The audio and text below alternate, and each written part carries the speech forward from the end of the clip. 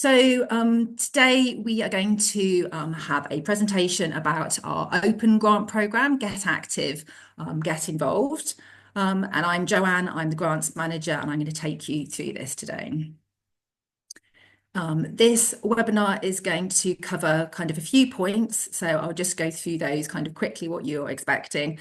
Some of you might have been to our webinars before, so we do always start with a little bit of context about who we are, just in case you're new to us. Then we'll go through the criteria of Get Active, Get Involved. We've put some new slides in this time for those of you who have seen our webinars before, so there's something a bit new for you. We're going to look at some examples of what makes a good bid and some case studies and stats for Get Active, Get Involved last year, because this is an annual fund. There will be a chance to ask questions at the end. We will stop the recording before that point. So this recording will just be of the presentation, and you'll be free to ask questions informally after that. So briefly, who are we? We are the Hampshire and Isle of Wight Community Foundation. The UK has 47 community foundations, which are a bit like a patchwork all across the UK. The important things that you need to know about us as a funder are that we are a place-based funder. So that means that our grant making covers Hampshire, Southampton, Portsmouth, and the Isle of Wight.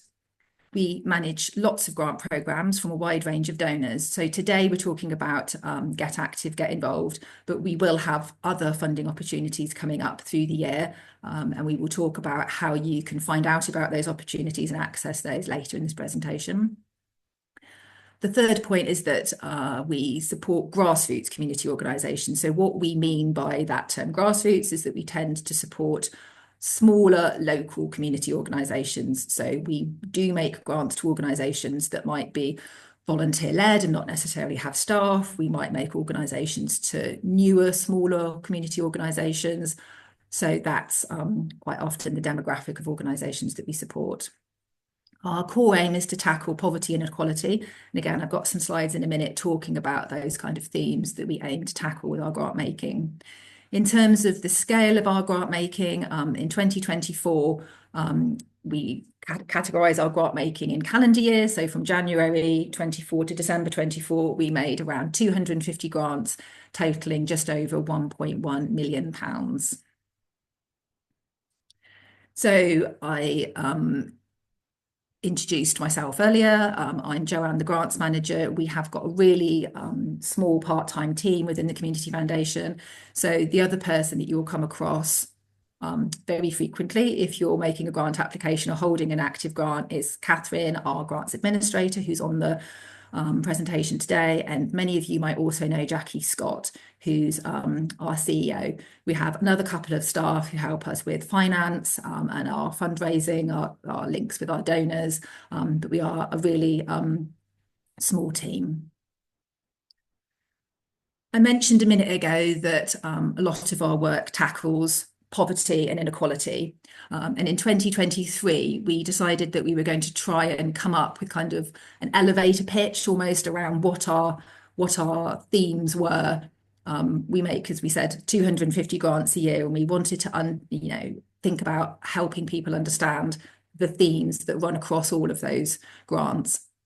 So we think about poverty and inequality as what we call the golden thread running through all of our grant making. So whether we're making grants under Get Active, Get Involved for community sport, or whether we're making them under a different kind of health and wellbeing theme, or whether we're making them around employability and skills, all of them are really governed by those principles of kind of tackling poverty and inequality.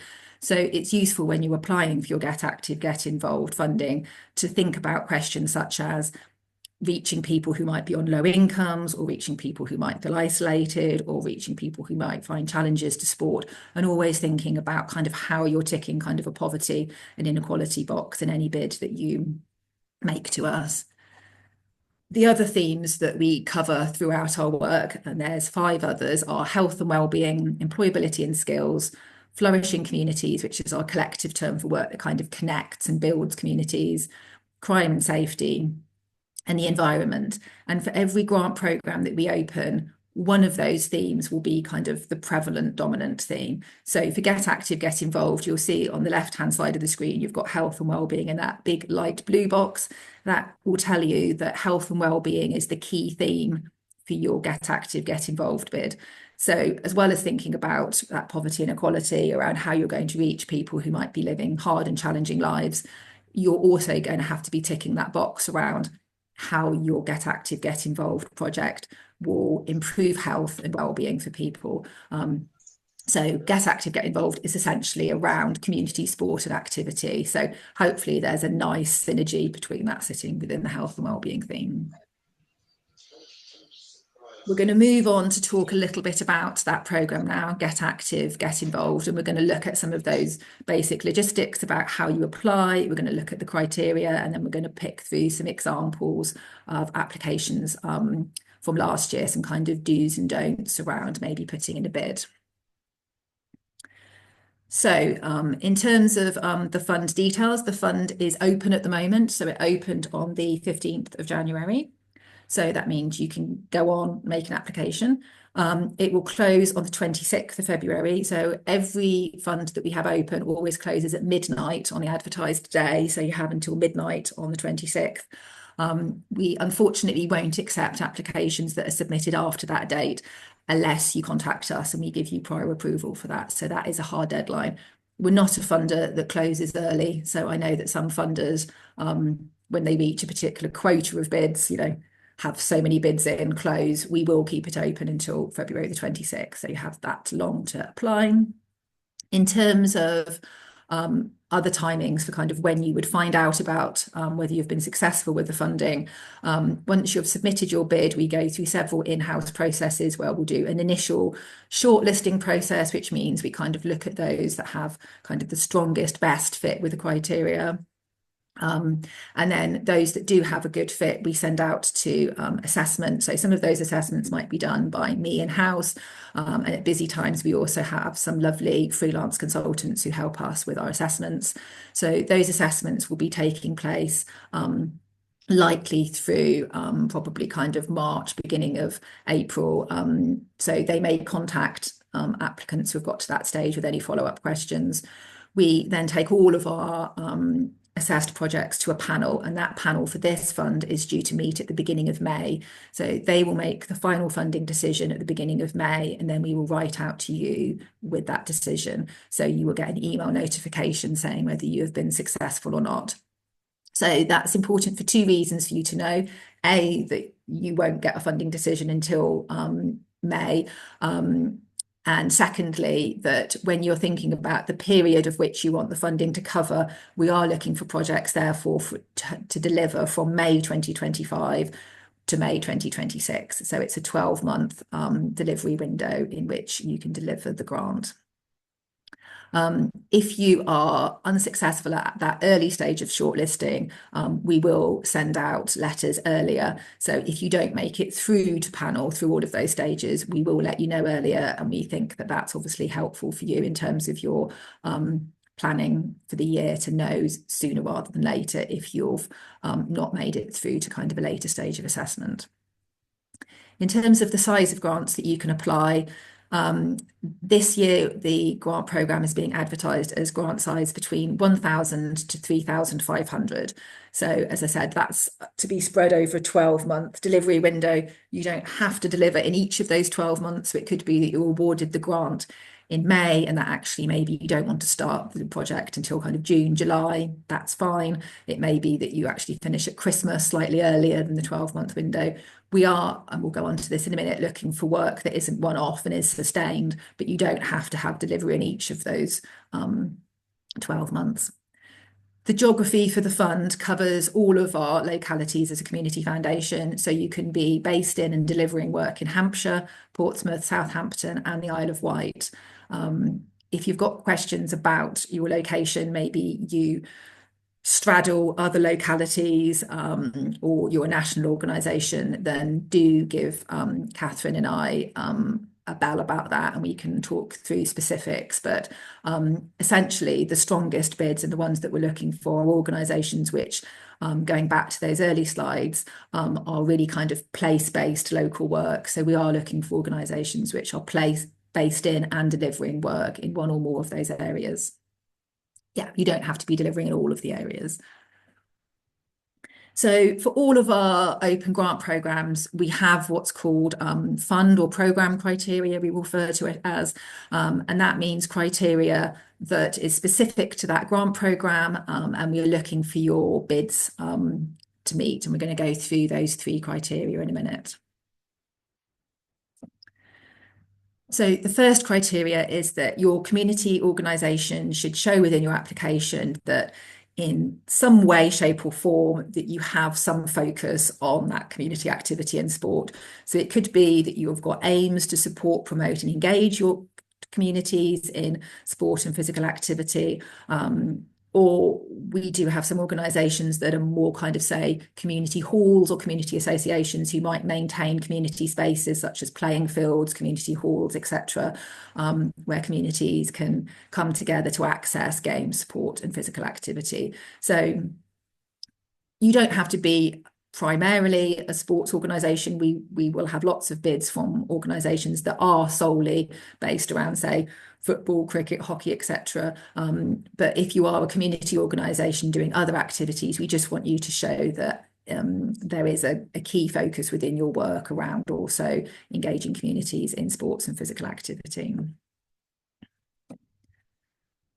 The second criteria, it goes back to what I was saying a minute ago about reaching people living kind of hard, challenging lives and that poverty and inequality theme. We want you to show how your funded activity will reach people who are maybe new to sport or underrepresented communities within sport. So we'll come on to some case studies later, but quite often we're looking to fund work where people might not be kind of your usual representatives to be involved in sport. So we've got a lovely picture here of some older people doing some seated chair exercises. So it could be that they're people who have a physical challenge around getting involved in sport. It could be that people are isolated and maybe feel that they, can't get involved in kind of community sport. So it's really useful for you to show us how you're reaching out more widely into the community to get people involved in that activity, and maybe how you are helping remove barriers or reaching underrepresented communities. So some of the ways that you could remove barriers are, do you need particular coaches or staff to lead sessions who are kind of trained in that? So for example, if you're working with adults who have dementia, you might want to bring in a particular sports coach who would be able to do work very specifically with that target group. If you're working with young people with autism, again, how are you making that activity program suitable and accessible for that particular community? So the third programme criteria, safeguarding is something which is part of our application process, whichever fund you apply into, but we've elevated it and its importance within this grant programme because maybe 2-3 years ago, we were definitely seeing quite weak safeguarding policies coming in for this particular fund, and it was flagged as an action by our trustees to make sure that there was a clear focus on safeguarding within this fund.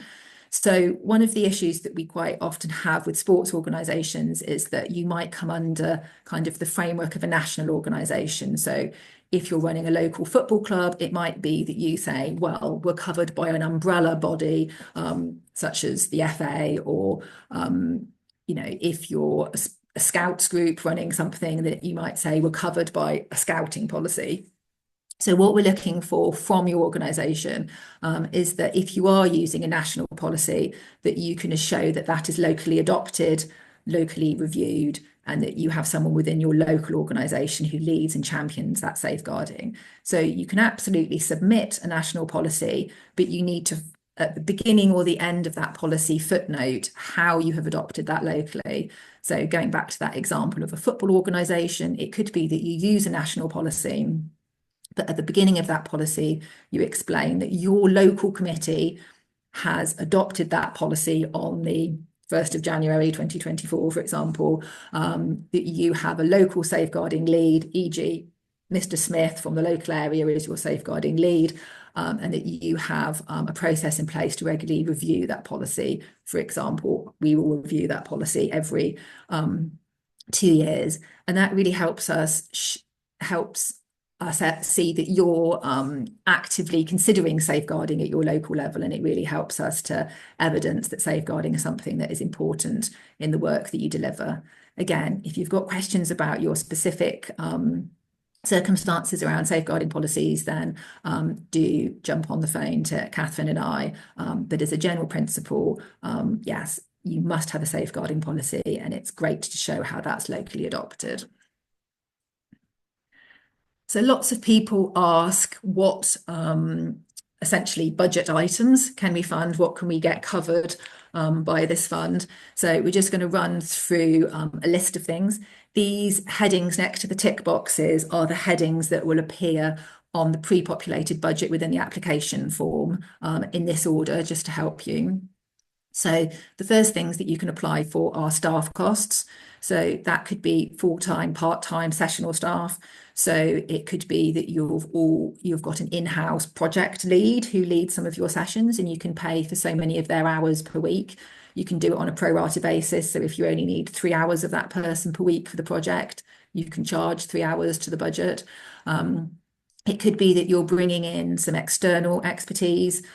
So going back to those examples of if you've got a group of young people with autism, it might be that you want to bring in a particular coach to run sessions which has some expertise in that background. And again, you can charge that onto the budget at a particular hourly rate. We can also cover volunteer costs. We know that lots of sporting activity is run by very dedicated volunteers, and you can include things like their out-of-pocket expenses, volunteer training, DBS checks, etc. on your budget to us. We will definitely cover what we would term as activity costs. So those are the things that you need to put in place to make your project work. So that could be all like room hire if you're doing an indoor activity. It could be hiring a sports pitch if you're doing something outside. It could be publicity, so you might want to make some posters. It could be refreshments for the people taking part in the activity.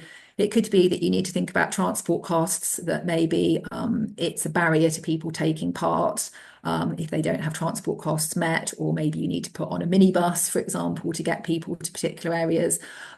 We don't fund minibuses as in the purchase of a minibus, but we would fund your miles in a minibus. So you could put on kind of petrol costs towards getting from A to B in a minibus.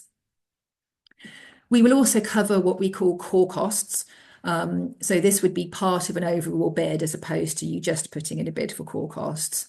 So for example, if you were wanting some of your costs to go towards a project worker who is delivering football groups, it might be that you also want a small budget line which covers some of your core functions, such as, you know, kind of CEO, administrator, or finance worker, because we appreciate that these projects don't exist in a vacuum, that quite often there will be a finance worker who's paying an invoice, or a CEO who's managing your reporting on it, or administrator who might be sending out a newsletter telling people when the activities will take place.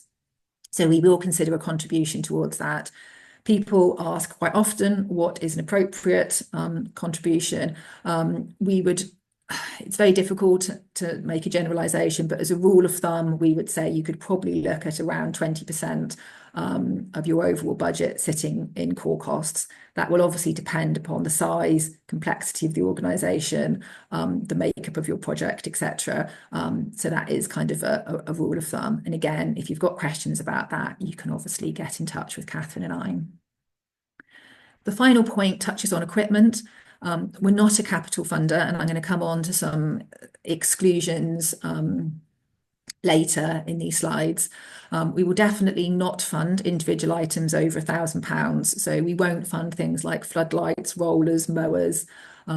We can fund smaller items of equipment. So if you need things like bats, rackets, those sorts of things, bibs, we can fund all of those items, but we're not looking for one big piece of equipment to be part of this.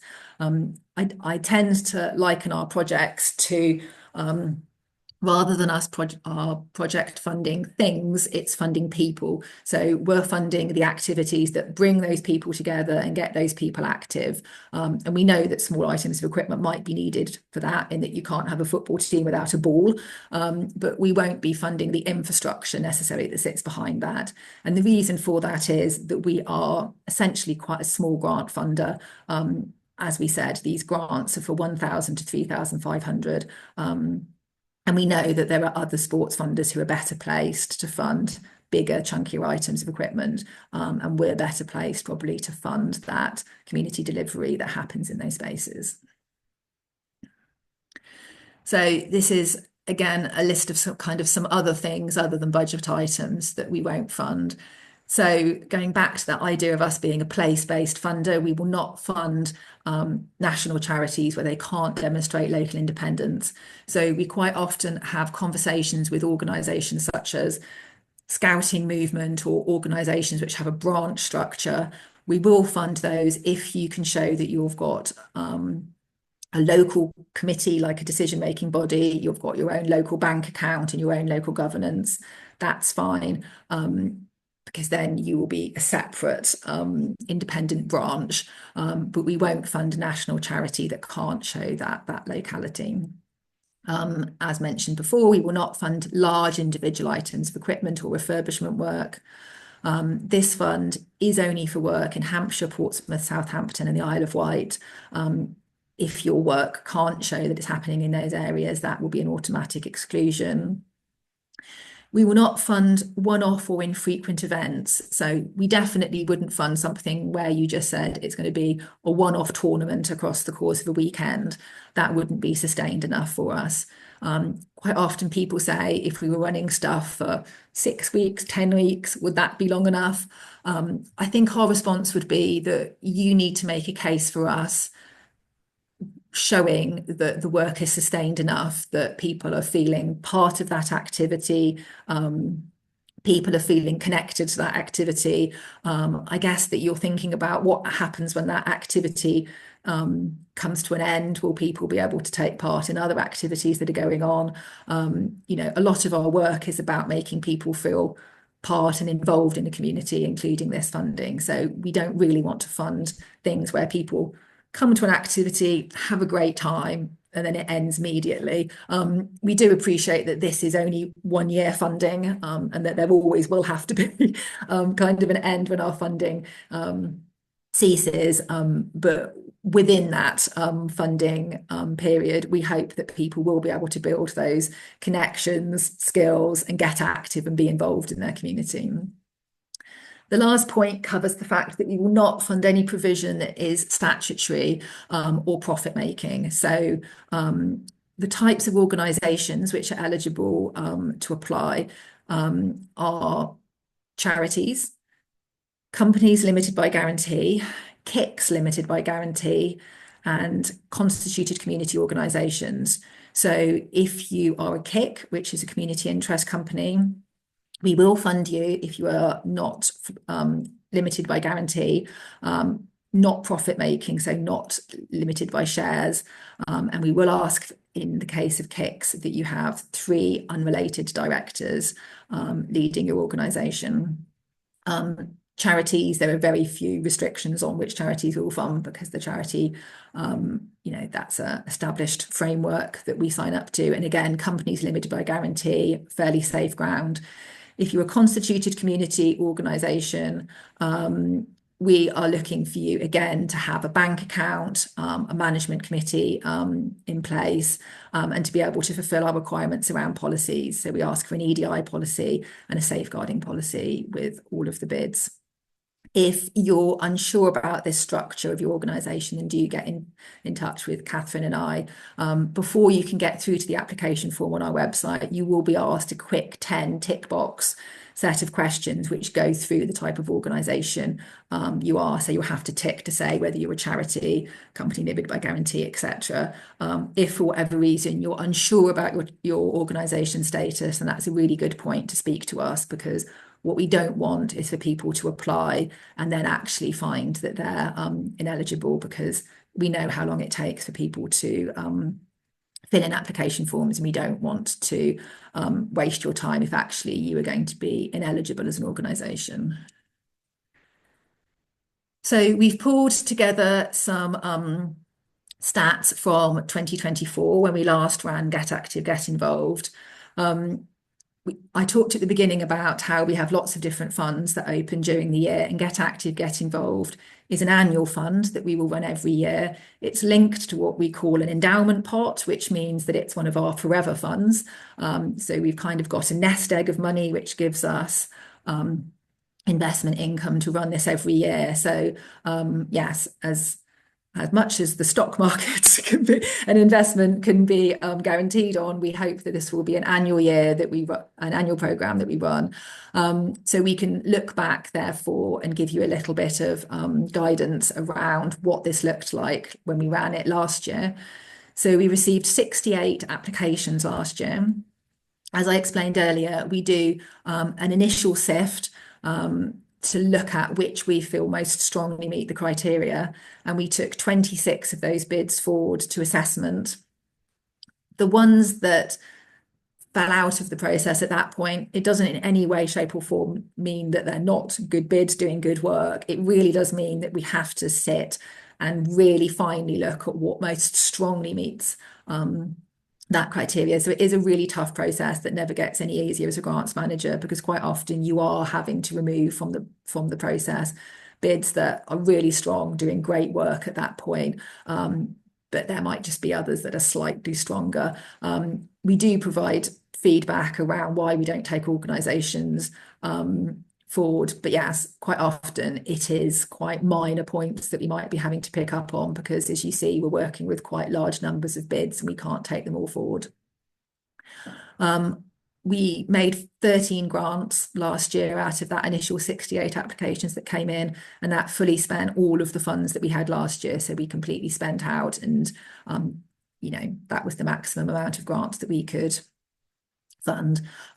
We have a grants panel who helps make those decisions for us. That grants panel includes some of our trustees who sit on our grants committee, and it also includes some external experts. So we're really fortunate to have people from organisations like Sport England, for example, who help sit on that panel and help us make those decisions. So we're going to have a quick look at a couple of the projects that the grants panel chose to fund last year, and just think a little bit about why those made good projects. So these are all actual examples. So last year we funded a youth football club. We gave them a grant of £2,067, and that covered things like it covered training for some of their volunteers who wanted to go on a pan-disability training course to understand about how they could better coach that particular demographic of young people. It covered the actual hall hire for the sessions that they were running, and it included small items of equipment like cones and bibs that they were going to use in the football. So the actual project that they ran was that they were running a pan-disability football program. So by pan-disability, it means a range of disabilities. So they wanted a team that could include people who had learning disabilities as well as some physical disabilities. And they were covering 5 to 17 years, although they were having some groups within that. So they didn't have 5-year-olds and 17-year-olds playing on the same pitch. They had some division within that. They told us where the work was taking place, which was within our localities, and it was happening at a dedicated sports facility. They told us the number of young people that it was reaching, which was 30. We're not necessarily a funder that will prioritise funding to reach high numbers. So if you're working with a really specialist demographic, it's absolutely fine for you to be working with a smaller amount of participants. We wouldn't expect, if you were working with old people who had Parkinson's, for you to be having 1,000 people in the room. We would absolutely expect that that might only be 5 people in a group, for example. So we're not chasing numbers, but this is just an example of the number that they were working with. And they were going to run their football sessions over the course of a year.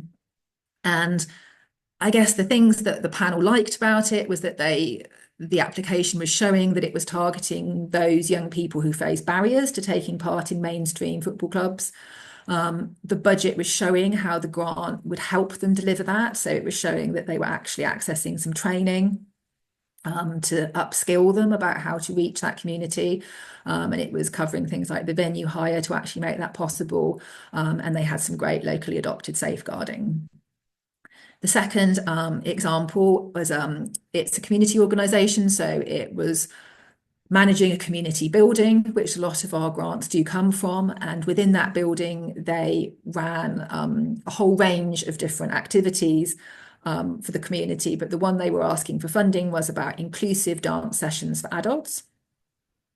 So the grant that they received was 1,950, and that was focused primarily because they already had the room higher because it was their building.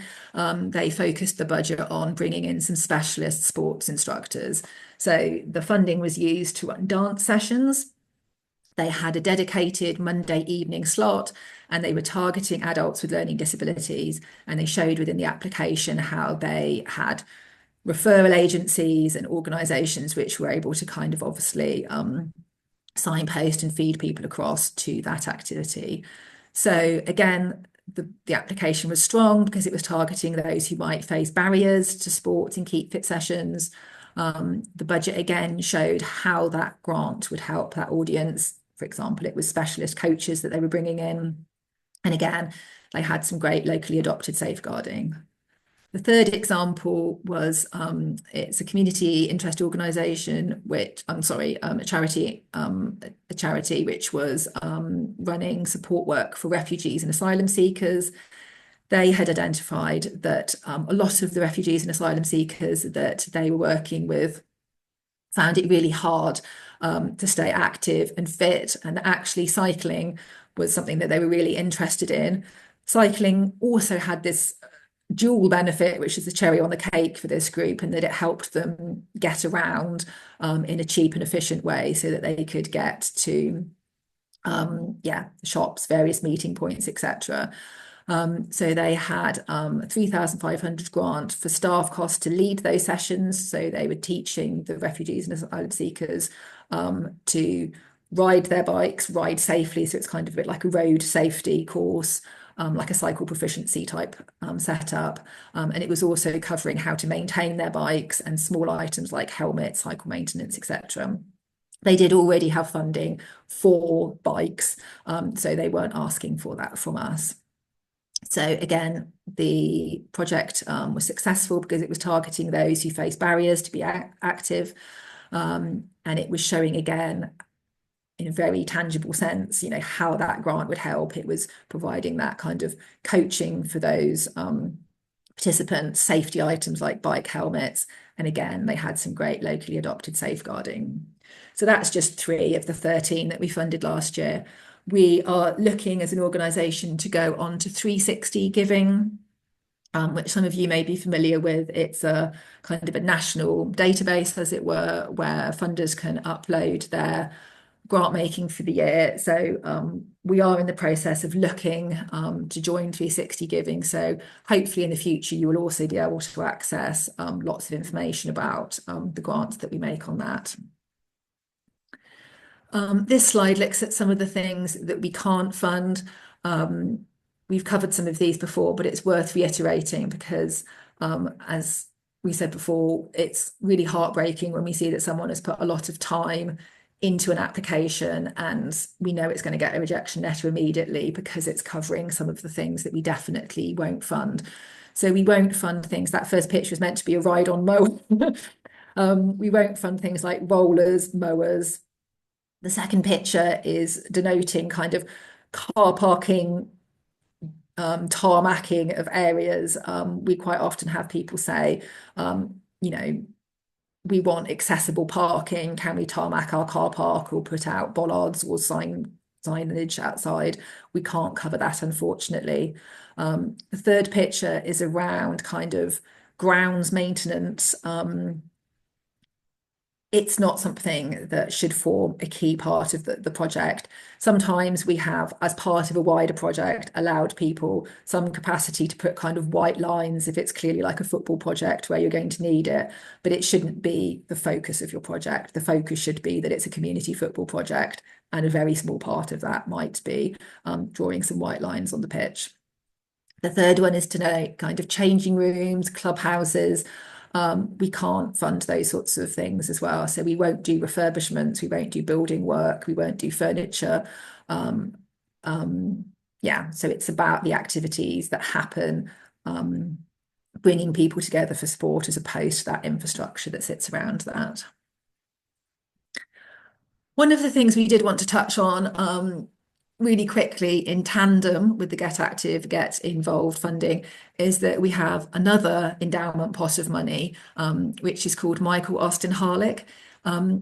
It's kind of a much lesser known fund, I think, because it has much more of a precise focus on what it can be spent on. But because it relates to sports organisations, we thought we would highlight it here.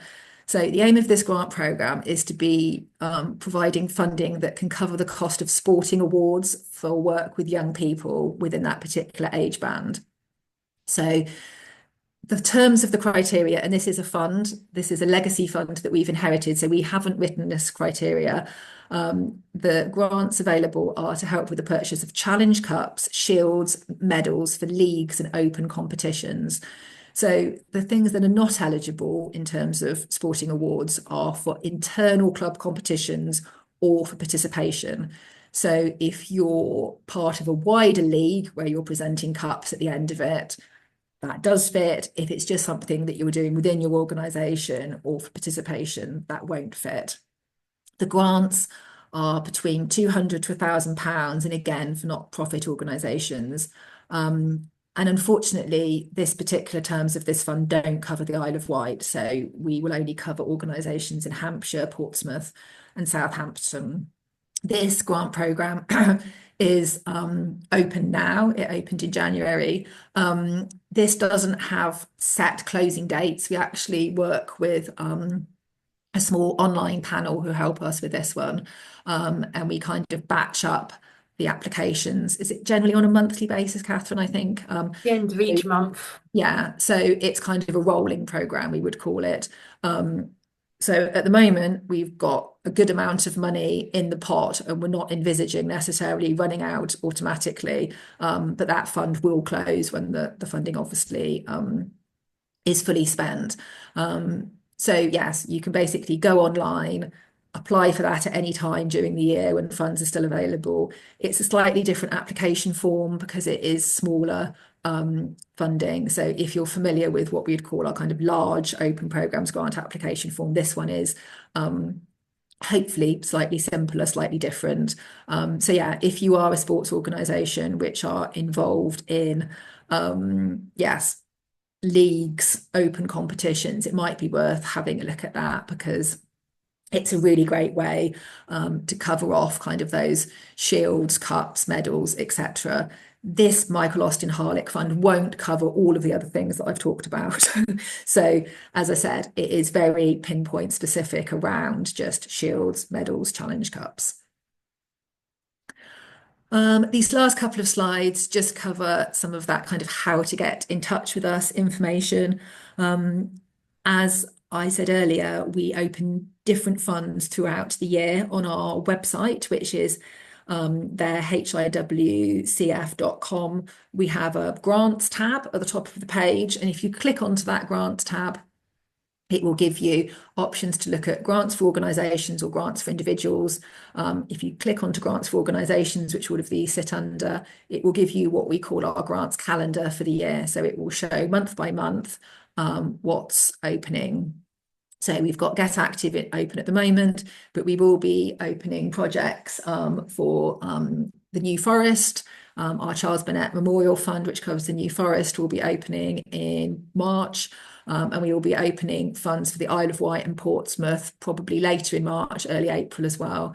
And then throughout the year, there'll be other things opening. So yeah, always worth going onto the website and looking at that.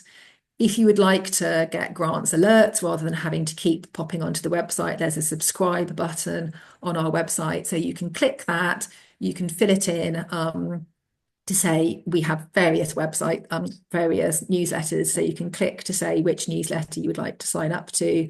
Lots of our open programs have webinars. So again, some of those that I've mentioned that are coming up will have webinars and you can sign up to those. We also have a really useful frequently asked questions on our website on that grants page. So if you're looking to make your application, that's really useful to kind of read through, because that will go through some of the processes of, how we make the decisions, timings, all those sorts of things on that. This last slide just talks about how to get in touch with us. So that number at the top is our general office number. So once you come through to that, just ask for the grants team, or you can ask for Catherine or myself, Joanne. We've got our website on there, and we've got a specific email for grants, which is grantsadmin@ the rest of our email address. In terms of social media, we're on Facebook, X, and LinkedIn. So if you're on any of those platforms, then do sign up and follow us on those, because we always promote open grant programs on those. We'll promote webinars on those. We like to think that we give, some background about what's happening locally in the sector as well. And yeah, we will also try and showcase some of the work that we're funding on those platforms as well. So they're really useful to have a look and a follow. So we hope you've found that useful. And as I said, this presentation will be available online. So yes, revisit it, go through it, and hopefully it will help you make a great application that we look forward to receiving. Thank you for your time today.